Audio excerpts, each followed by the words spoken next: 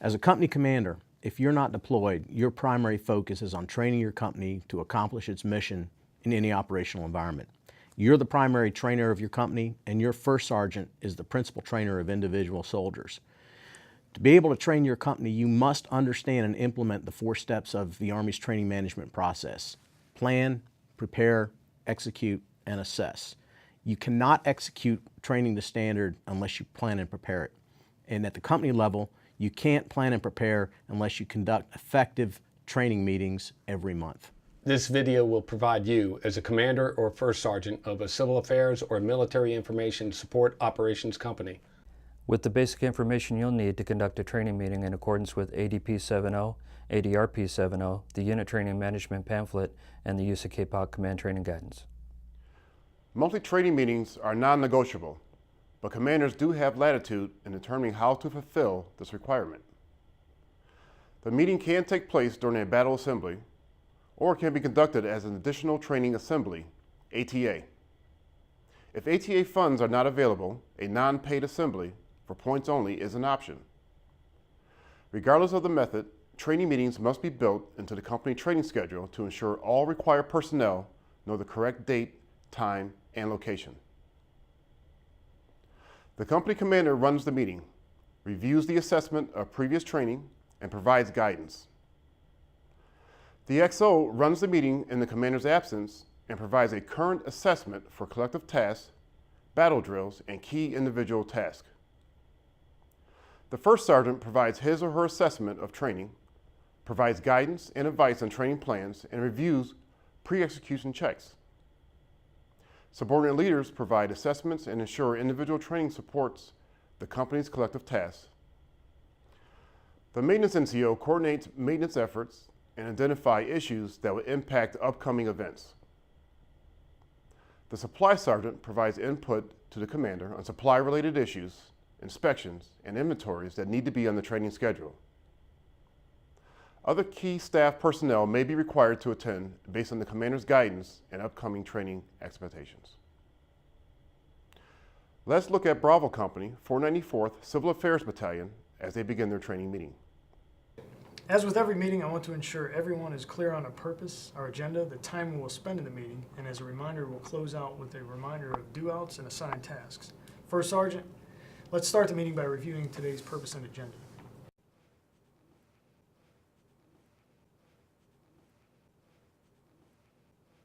Army training model consists of 4 cyclical steps: plan, prepare, execute, and assess. Training meetings are key to near-term planning. They assess units in preparing for training and allow commanders to assess past training. The purpose of the training meeting is to provide a forum for leaders, trainers, and evaluators to give feedback on the training executed during a past battle assembly. Identify leader and unit training tasks. Review preparation for upcoming training to include leader and unit preparatory training. Status of requests, training areas, instructors, medics, ammunition, training aids, and other critical resources. Rehearsals for trainers, evaluators, and OCs. OPT4 for role players, training and preparation. Training site preparation. Training aids, devices, simulators, and simulations. Tests, issue, and maintenance. Provide commanders with a continuous source of bottom-up input for periodic training assessments. At company training meetings, the broad agenda should involve covering the last battle assembly's training in the first 15 minutes, training plans for the upcoming 3 to 4 months for 30 minutes, then the rough plan for training 5 to 6 months out for the final 15 minutes. Training meetings are a forum to ensure training is medal related, solicit feedback from subordinate unit leaders, assess current status of training proficiency, provide guidance on pre-execution checks, ensure risk management is integrated, identify and coordinate multi-echelon training opportunities, allocate resources and resolve problems in training. The result is a coordinated and locked-in training schedule. Company training meetings are generally conducted on the same predetermined time and date. This provides a degree of battle rhythm and predictability. Having training aids and resources available during the meeting is key to running smoothly. Yes, good morning, First Sergeant. This is Sergeant Rivera. Yes, the UAR and I laid out the room as you directed to be ready for the training meeting on Saturday morning. Yeah, First Sergeant. We have the company and battalion training calendar, the copy of the medal, the battalion YTG upward, the FM, and the computer for the DTMS. Thank you, First Sergeant. Have a good day. XO, let's review your small arms range operations from last battle assembly. Sir, last battle assembly, we conducted 0 in qualification ranges. Sir, 25 soldiers were present for duty and fired, but only 15 qualified on their first attempt. Sir, I noticed a number of soldiers having difficulty with proper marksmanship fundamentals. Coaches were unable to provide the necessary assistance because they were given no training before sending them out with the firers. We will train to standard using FM 3-22.9 prior to the next range. The problem is we didn't run our own PMI, but piggybacked with Alpha Company. The task, conditions, and standards for PMI are in Chapter 4 of FM 3-22.9. Our soldiers ran through PMI in about 30 minutes. The 4 fundamentals were not trained. There was a description of proper sight picture, but no training aid to demonstrate it. Soldiers were not wearing ACHs and body armor, so when they got on the range, I'm guessing everything felt unfamiliar. We have access to an engagement skills trainer, but no one scheduled it because Alpha Company didn't think about it until the month before. The bottom line is we know how to prepare and execute PMI to standard. We didn't do it, and as a result, 10 soldiers boloed on the range, and now we have to retrain them. First Sergeant, I need you to fix this. When we qualify again in November, we need to have PMI on the training schedule in October. I need you to personally go through the rehearsals and pre-combat checks with those NCOs the CAT leaders designated as trainers. Speaking of concurrent training, Staff Sergeant Handy, what was the problem there? Sir, we planned Combat Lifesaver round robin as concurrent training for the range, but the instructor got sick and we didn't have a backup. What could we have done as a contingency plan? Sir, we should have had a backup instructor identified. Let's plan to do better moving forward. I also want to ensure that we take maximum advantage of our training time and knock out some of our mandatory briefings out there on the range as soldiers are waiting to fire. Okay, moving on to next month's battle assembly, I want to run through the notes from last training meeting to ensure that all remaining issues have been addressed. First, let's cover the CBRN training on Saturday. Sergeant Handy, could you go over your pre-execution checks for that event?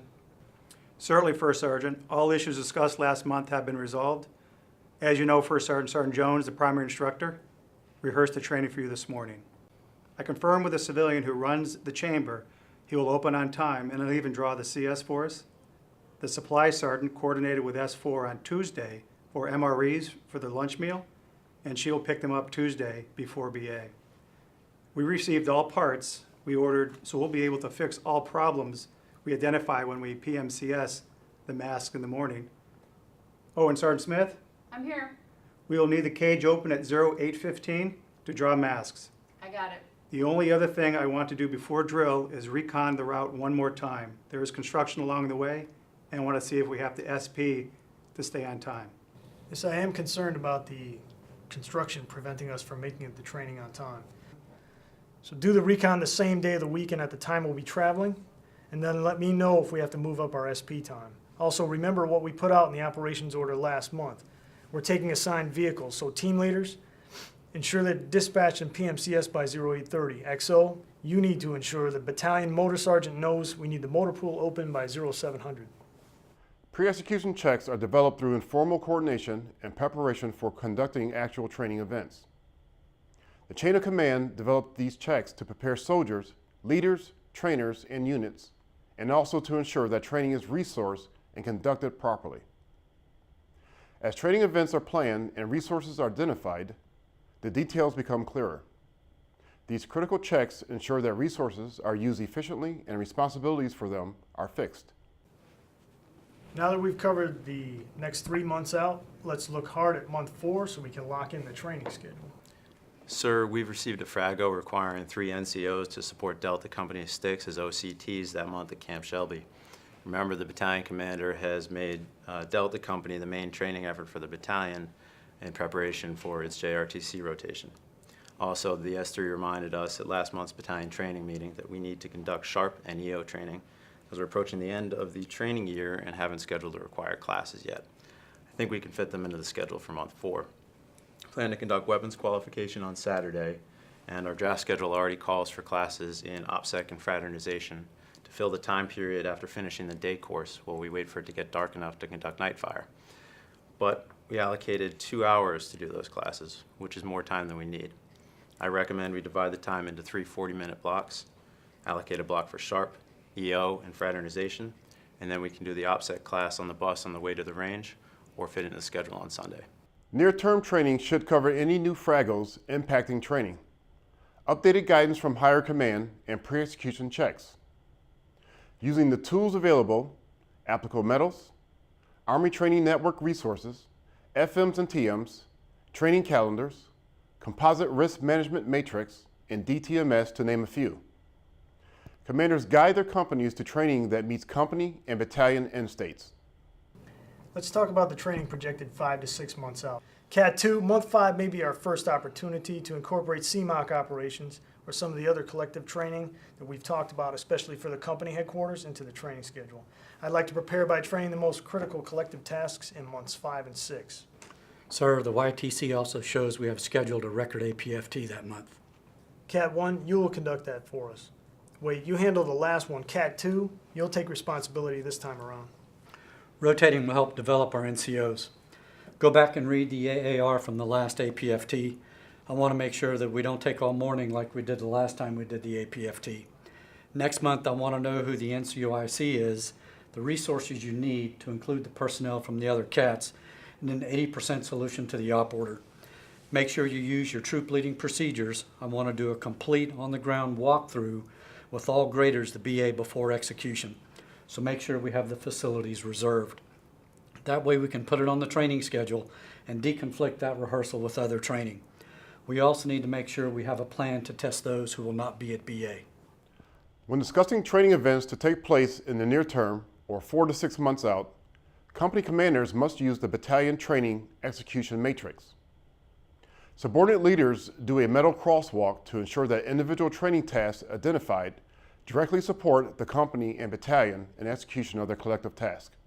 Now looking 6 months out, each of the CAT leaders told me they needed classrooms to conduct training on individual tasks. Last training meeting, I tasked each CAT to identify the individual tasks they wanted to train and explain to me how they support the company medal. We can start with you, CAT 2. Roger that. First Sergeant, next month we plan to train on conducting an area assessment. It's on our medal. The training schedule for next BA is already approved by battalion, and conducting an area assessment is not on there. Besides, you haven't trained all the individual tasks yet, so you're not ready to train on that collective task. We won't change it this late in the game. You'll have to coordinate those tasks for a later month. And when you do, I want you to lay out the task, condition, and standards so that we can properly resource you. We all plan to do medal link tasks this month and conduct training in the classroom that our training NCO has reserved for us. Conducting an area assessment is a collective task that we can do later in the training year. For the upcoming month, talk to me about rehearsals and what things are outstanding with regards to the individual tasks that you're training in preparation for the collective event later. Of course, First Sergeant, our rehearsals for establish civil military measures of effectiveness, evaluate civil military measures of effectiveness, prepare a CMO estimate, and conduct liaison with other organizations will occur Friday evening before we execute training on Saturday. Here are the task condition standards for each item, which I obtained from the 38 Bravo Soldier's Manual and downloaded directly off of ATN. In addition, we need a dry erase board, dry erase markers, a butcher block board, 2 computers with internet access. I've already confirmed our role players for battle assembly this weekend, and I'll maintain contact with them. One more thing, remember that once a battalion has approved our training schedules, they will not be changed without approval from higher. Now that we've discussed last month's training, brought the pre-execution checklist for the next 4 months closer to completion, and projected training to 6 months out, here are your do-outs to me. At the completion of the training meeting, the training schedule for the battle assembly, 3 to 4 months out, will be complete. Additionally, the commander must identify what follow-up action he or she requires. Good job, everyone. Let's work on those do-outs and find solutions to the issues we identified. I hope that after watching this video, you understand the importance of training meetings and that we've given you some ideas about how to conduct effective training meetings. Our job as commanders is readiness. There are 4 parts to readiness, of course: people, equipment, maintenance, and training. If we mobilize and all of our soldiers aren't ready, chances are the Army will give us ready soldiers. If we mobilize and all our equipment's not ready, chances are the Army will give us equipment that works. But if our soldiers aren't trained to standard, then they'll die. We cannot fail.